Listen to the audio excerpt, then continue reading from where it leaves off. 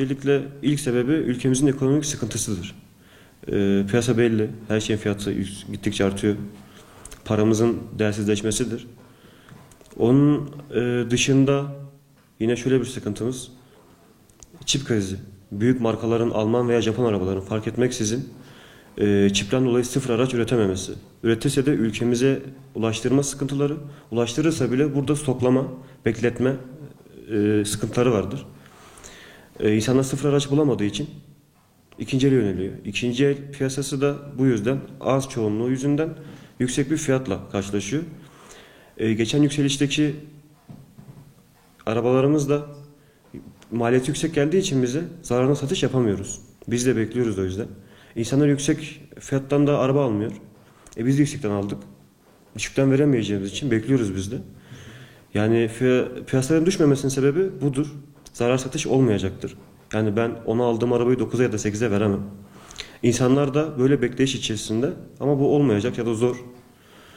Bunun tek çözümü de sıfır araçların gelmesidir. İnsanlar artık cebini çok yaktığı için, arabalar çok fazla cepten para yediği için satışlar fazla olmaya başladı. Etkisi muhakkak vardır, evet. Ama benzin ya da işte dizelin, araç yakıtlarının pek fazla etkisi olacağını düşünmüyorum. Yani kısa vadeli de evet, ama uzun vadede bir etkisi olmayacaktır. Yani sadece son zamanlarda bayram dolayısıyla, bayrama yaklaşmamız sebebiyle çok az bir artış var piyasamızda.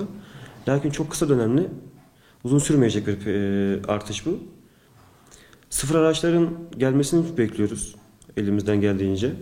Yeni nesil araçlarda elektronik parçalar çok fazla var. Çip dediğimiz şey motoru beyne bağlayan, beyni de elektriklere bağlayan bir cihazdır.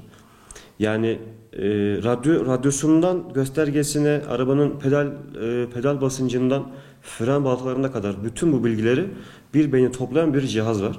Arabanın her anını, her saniyesini kayıt altına alan bir cihaz. Elektronik, sizi tanıyan, arabanın şoförünü, sahibini tanıyan bir cihazdır bu. Ve etkili bir malzemedir, önemlidir. Özellikle yeni 15 üstü model arabalarında. Bunların olmaması arabaları 2000'den önceki arabalara çevirir, bu çipin olmaması. Yani eski bir araba modeline dönüşür. Çipsiz bir araba da yapılması çok zor, gereksiz daha doğrusu. Bu çip o yüzden çok değerlidir. Lakin şu an bulunamıyor. Elektronik parça olduğu için elektronik parçaların yapımı da, madenleri de, eksikler de, arabalar piyasanın gene yükselişi, yani pandemi süreci, hepsi etkili şeylerdir. Dediğimiz gibi bu yüzden çipler bulunamıyor. Eksik dönemlerde arabalar sıfır araç çıkarmıyor. Ya fabrikaları bekletiliyor uzun bir süre, kapatılıyor fabrikalar. Ya da günlük 100 tane araba çıkartan bir fabrika günlük 10'a düşüyor, 5'e düşüyor. Bu yüzden böyle bir eksiğimiz var.